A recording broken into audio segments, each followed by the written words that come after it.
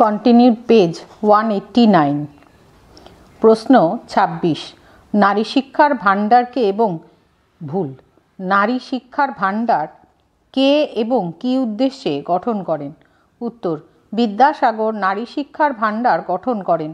নারী শিক্ষার ভাণ্ডার গঠনের উদ্দেশ্য ছিল বালিকা বিদ্যালয়গুলির আর্থিক সমস্যা সমাধানের জন্য তহবিল গঠন বা অর্থ সংগ্রহ করা। প্রশ্ন 27, বিদ্যাসাগর ছদ্মনামে যেসব পুস্তক রচনা করেছিলেন সেগুলির নাম লেখো। উত্তর, বিদ্যাসাগর ছদ্মনামে যেসব পুস্তক রচনা করেন সেগুলি হল অতি অল্প হইল, আবার অতি অল্প হইল, ব্রজবিলাস, রত্ন পরীক্ষা ইত্যাদি। প্রশ্ন 28, বিদ্যাসাগরের অনুবাদ গ্রন্থগুলির নাম লেখো। উত্তর, বিদ্যাসাগরের অনুবাদ গ্রন্থগুলি হল বেতাল পঞ্চবিংশতি, শকুন্তলা, সীতার বনবাস, ভ্রান্তিবিলাস ইত্যাদি। প্রশ্ন 29, বিদ্যাসাগর রচিত কয়েকটি মৌলিক গ্রন্থের নাম করো, অথবা বিদ্যাসাগর রচিত যে কোনো দুটি বইয়ের নাম লেখো। উত্তর, বিদ্যাসাগর রচিত কয়েকটি মৌলিক গ্রন্থ হল বাঙ্গালার ইতিহাস, বোধোদয়, জীবনচরিত, উপক্রমণিকা ইত্যাদি। প্রশ্ন 30, বিদ্যাসাগরের রচিত যে কোনো দুটি শিক্ষামূলক গ্রন্থের নাম লেখো।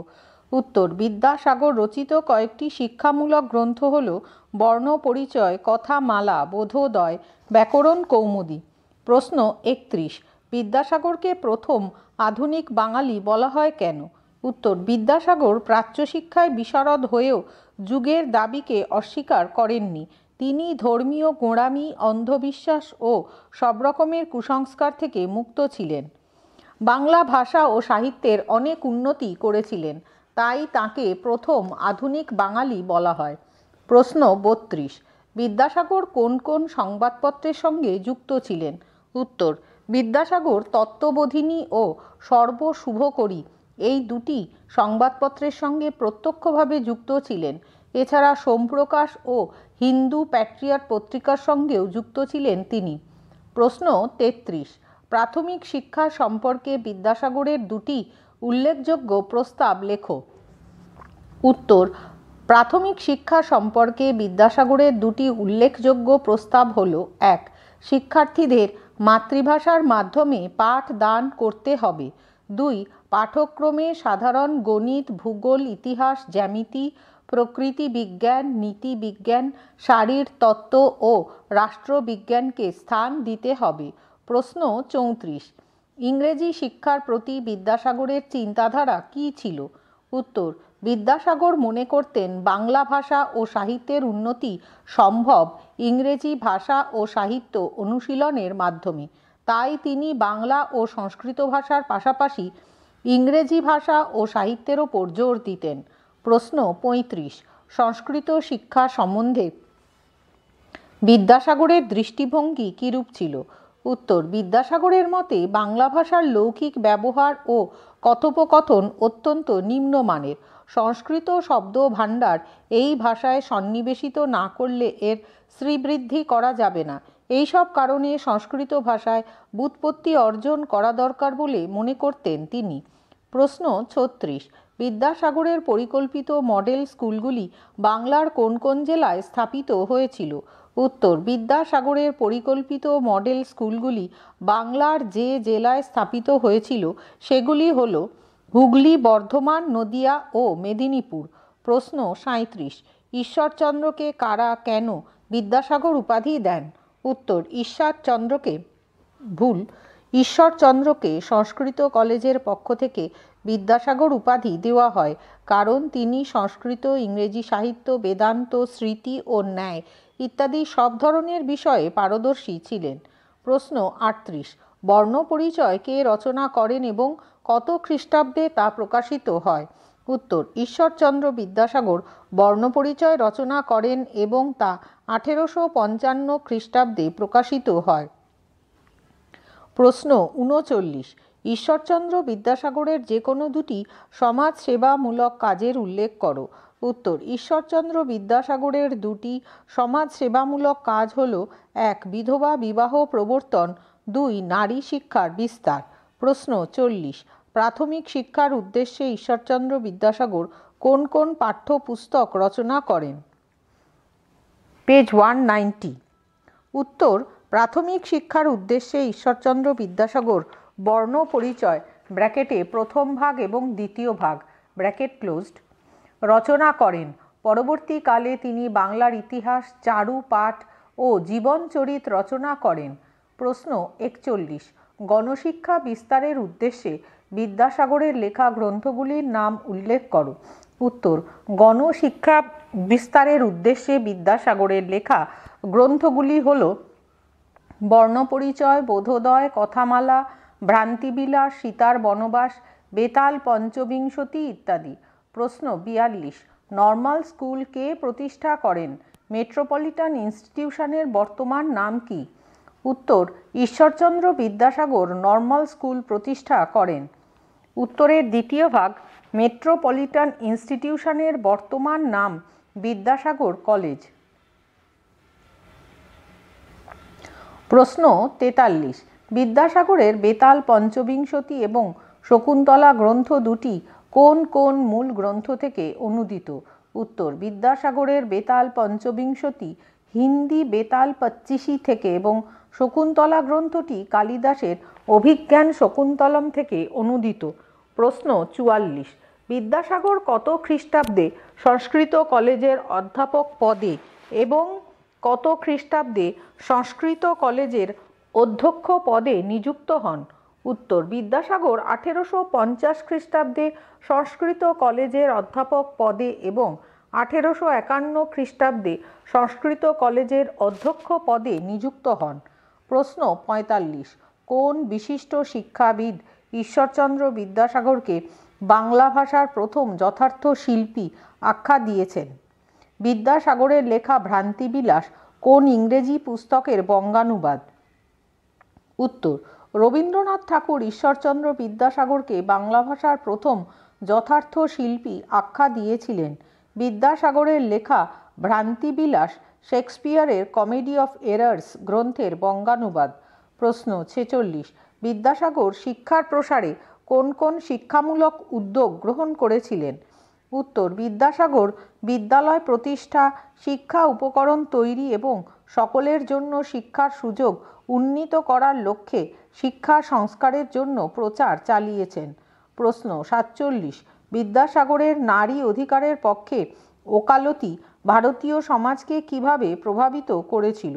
উত্তর, বিদ্যাসাগরের নারী অধিকারের পক্ষে ওকালতি নারী শিক্ষার বর্ধিতকরণ, ক্ষমতায়ন এবং সামাজিক ও বুদ্ধিবৃত্তিক ক্ষেত্রে অংশগ্রহণের ভিত্তি স্থাপন করেছিল। প্রশ্ন 48। বিদ্যাসাগরের যুক্তিবাদ ও বৈজ্ঞানিক চিন্তার উপর জোর দেওয়ার তাৎপর্য কী ছিল?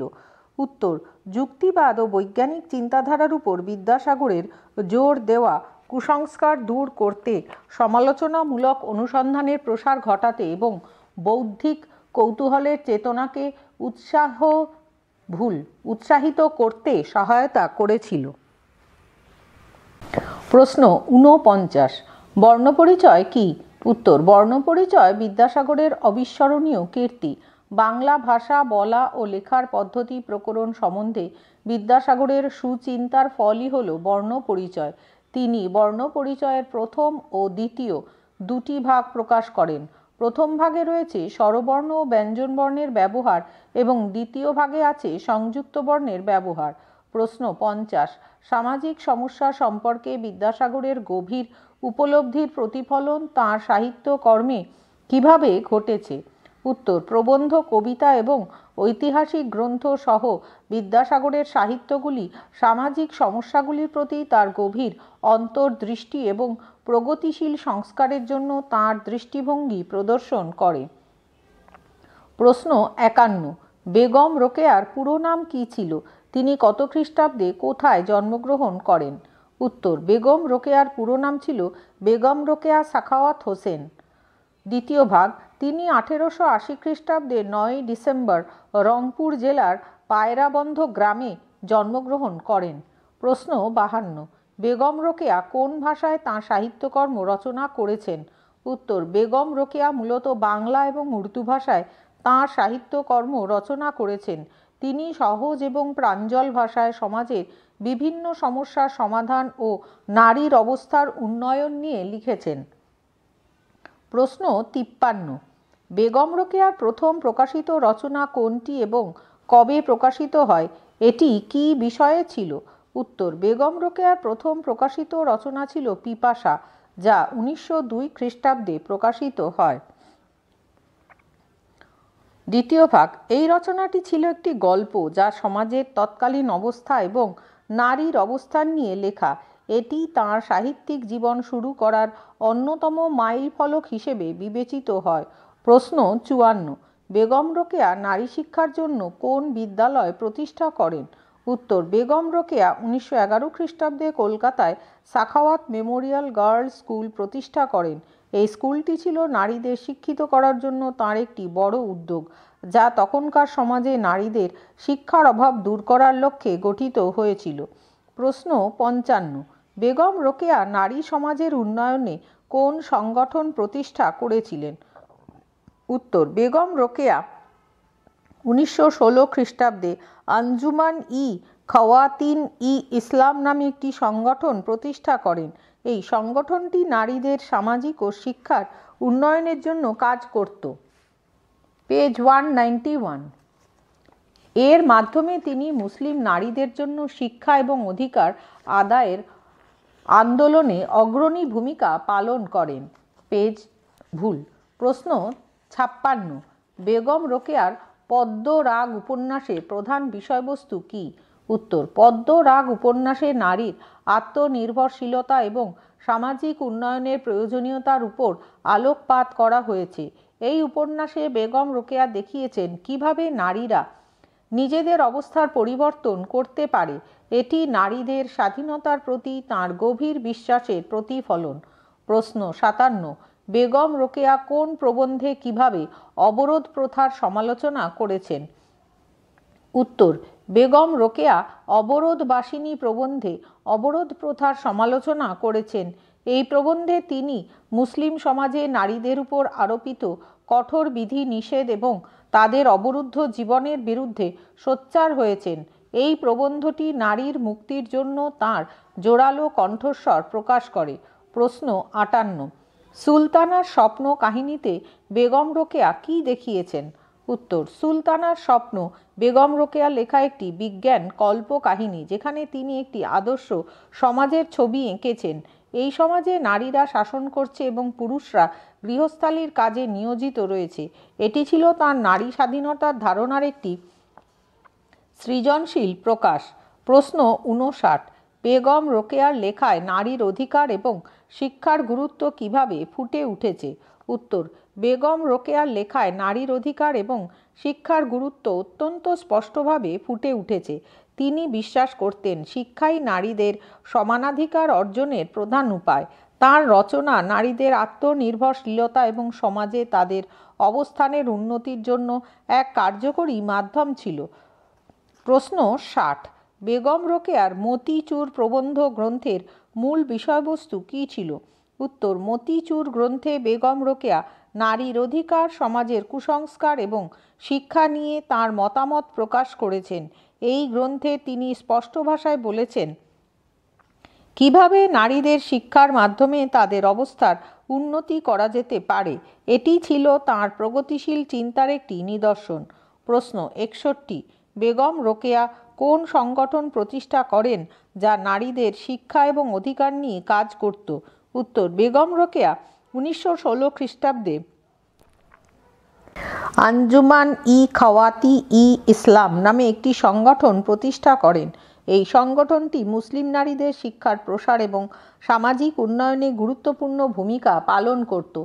এটি ছিল তাঁর সমাজ সংস্কারমূলক কাজকর্মের একটি গুরুত্বপূর্ণ অংশ। প্রশ্ন 62, বেগম রোকেয়ার অবরোধবাসিনী গ্রন্থে কী দেখানো হয়েছে? উত্তর, অবরোধবাসিনী গ্রন্থে বেগম রোকেয়া দেখিয়েছেন কিভাবে অবরোধ প্রথা নারীদের স্বাধীনতা হরণ করে। তিনি এই গ্রন্থে তৎকালীন সমাজের কঠোর বিধিনিষেধের বিরুদ্ধে নিজের মতামত প্রকাশ করেছেন। এটি নারীদের মুক্তির পথে তাঁর চিন্তার প্রকাশ। প্রশ্ন 63, বেগম রোকেয়া কেন নারী শিক্ষার ওপর বিশেষ গুরুত্ব দিয়েছেন? উত্তর, বেগম রোকেয়া মনে করতেন নারীরা শিক্ষিত না হলে তারা সমাজে তাদের ন্যায্য অধিকার অর্জন করতে পারবে না। তাই তিনি নারী শিক্ষার উপর বিশেষ গুরুত্ব দিয়েছেন।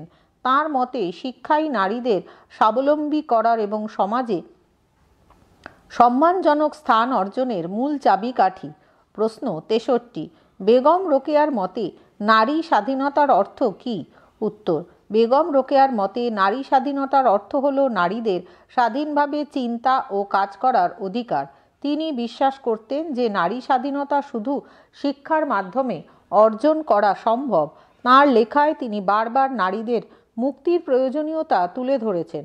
প্রশ্ন 65, বেগম রোকেয়ার পদ্মরাগ উপন্যাসে নারী স্বাধীনতার কিভাবে প্রতিফলন ঘটেছে? উত্তর, পদ্মরাগ উপন্যাসে বেগম রোকেয়া একটি নারী প্রধান সমাজের চিত্র অঙ্কন করেছেন। সেখানে নারীরা নিজেদের অধিকার ও স্বাধীনতার জন্য সংগ্রাম করছে। এই উপন্যাসে তিনি নারীদের স্বনির্ভর হওয়ার প্রয়োজনীয়তা এবং সমাজে তাদের অবস্থান শক্তিশালী করার গুরুত্ব তুলে ধরেছেন। প্রশ্ন 66, বেগম রোকেয়ার লেখায় ধর্মীয় মূল্যবোধ কিভাবে প্রতিফলিত হয়েছে? উত্তর, বেগম রোকেয়ার লেখায় ইসলাম ধর্মের প্রকৃত মূল্যবোধ এবং মানবাধিকার ও সাম্যের প্রতি শ্রদ্ধা প্রতিফলিত হয়েছে। তিনি বিশ্বাস করতেন যে ধর্ম নারীদের অধিকার ও স্বাধীনতার পথে বাধা নয়, বরং সঠিক ধর্মশিক্ষা নারীদের উন্নয়নে সহায়ক হতে পারে। প্রশ্ন 67, বেগম রোকেয়ার মতে সমাজের প্রধান সমস্যা কোনটি ছিল? উত্তর, বেগম রোকেয়ার মতে সমাজের প্রধান সমস্যা ছিল নারীদের শিক্ষার অভাব এবং সামাজিক কুসংস্কার। তিনি বিশ্বাস করতেন যে শিক্ষাই কুসংস্কারের অন্ধকার দূর করে নারী সমাজের উন্নয়ন ঘটাতে পারে। তাঁর লেখার মধ্য দিয়ে তিনি বারবার এই সমস্যাগুলির প্রতি সমাজের দৃষ্টি আকর্ষণ করেছেন। প্রশ্ন 68, বেগম রোকেয়া কেন সুলতানার স্বপ্ন রচনা করেছিলেন? উত্তর, বেগম রোকেয়া সুলতানার স্বপ্ন রচনা করেছিলেন নারীদের জন্য একটি স্বপ্নময় সমাজের চিত্র তুলে ধরার জন্য। এই কল্প কাহিনীতে তিনি এমন একটি সমাজ দেখিয়েছেন যেখানে নারীরা নেতৃত্ব দিচ্ছে, পেজ 192, এবং পুরুষরা গৃহস্থালির কাজে নিয়োজিত রয়েছে। এটি নারীদের ক্ষমতায়নের প্রতি তাঁর দৃঢ় বিশ্বাসের প্রতিফলন। প্রশ্ন 69, বেগম রোকেয়ার অবরোধবাসিনী প্রবন্ধের প্রধান উদ্দেশ্য কী ছিল? উত্তর, অবরোধবাসিনী প্রবন্ধের প্রধান উদ্দেশ্য ছিল তৎকালীন সমাজে প্রচলিত অবরোধ প্রথার সমালোচনা করা। বেগম রোকেয়া এই প্রবন্ধে নারীদের ওপর আরোপিত কঠোর নিয়ম এবং তাদের স্বাধীনতার অভাবের বিরুদ্ধে সোচ্চার হয়েছেন। এটি তাঁর নারী মুক্তি আন্দোলনের একটি গুরুত্বপূর্ণ অংশ ছিল। প্রশ্ন 70, বেগম রোকেয়া সুলতানার স্বপ্ন কাহিনীতে কিভাবে একটি উল্টো সমাজের চিত্র আঁকেন? উত্তর, সুলতানার স্বপ্ন কাহিনীতে বেগম রোকেয়া একটি উল্টো সমাজের চিত্র এঁকেছেন যেখানে নারীরা নেতৃত্ব দিচ্ছে, শাসন করছে এবং পুরুষরা গৃহস্থালির কাজ করছে। এটি ছিল তৎকালীন সমাজে নারীদের অধিকারহীনতার বিরুদ্ধে তাঁর প্রতীকী প্রতিবাদ। এই কল্পকাহিনী নারীর ক্ষমতায়নের প্রতি তাঁর গভীর বিশ্বাসের প্রকাশ। প্রশ্ন 71, বেগম রোকেয়া নারী শিক্ষার প্রসারে কি কি অবদান রেখেছেন? নিচে ব্র্যাকেটে HS model question 2024 WBCHSE bracket closed. উত্তর, বেগম রোকেয়া নারী শিক্ষার প্রসারে কলকাতায় সাখাওয়াত মেমোরিয়াল গার্লস স্কুল প্রতিষ্ঠা করেছিলেন। এই স্কুলটি মুসলিম নারীদের শিক্ষার প্রসারে গুরুত্বপূর্ণ ভূমিকা পালন করেছিল। এটি ছিল নারীদের শিক্ষিত করার জন্য তার অন্যতম প্রধান উদ্যোগ। বেগম রোকেয়া নারী শিক্ষা ও নারী অধিকার আন্দোলনের সাথে জড়িত ছিলেন। তিনি মুসলিম নারীদের শিক্ষার প্রসারে এবং তাদের অধিকার আদায়ের জন্য সক্রিয়ভাবে কাজ করেছেন। প্রশ্ন 72, বেগম রোকেয়ার মতে নারী উন্নয়নের জন্য সবচেয়ে গুরুত্বপূর্ণ কী? উত্তর, বেগম রোকেয়ার মতে নারী উন্নয়নের জন্য সবচেয়ে গুরুত্বপূর্ণ হল শিক্ষা ও সমাজের দৃষ্টিভঙ্গির পরিবর্তন। তিনি বিশ্বাস করতেন যে নারীরা যদি শিক্ষিত হয় তবে তারা নিজেরাই তাদের অধিকার আদায় করতে পারবে এবং সমাজের উন্নয়নে গুরুত্বপূর্ণ ভূমিকা পালন করতে পারবে। প্রশ্ন 73, বেগম রোকেয়ার লেখায় ধর্মীয় কুসংস্কারের বিরুদ্ধে কিভাবে প্রতিবাদ করা হয়েছে? উত্তর, বেগম রোকেয়া তাঁর লেখায় ধর্মীয় কুসংস্কারের বিরুদ্ধে দৃঢ়ভাবে প্রতিবাদ করেছেন। তিনি বিশ্বাস করতেন যে ধর্মীয় শিক্ষার ভুল ব্যাখ্যা করে নারীদের অধিকার হরণ করা হচ্ছে।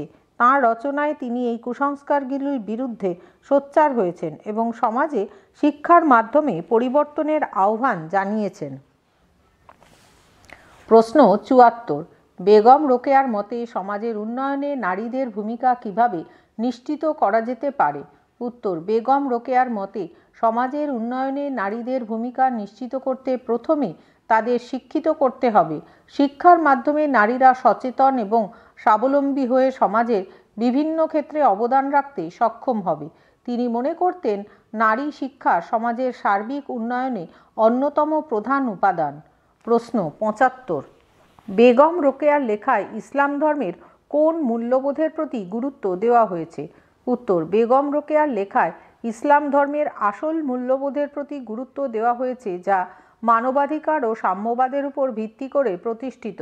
তিনি বিশ্বাস করতেন যে ইসলামের মূল শিক্ষা নারী ও পুরুষ উভয়ের সমান অধিকার প্রতিষ্ঠার উপর জোর দেয়। তাঁর রচনায় এই মূল্যবোধগুলি স্পষ্টভাবে প্রতিফলিত হয়েছে।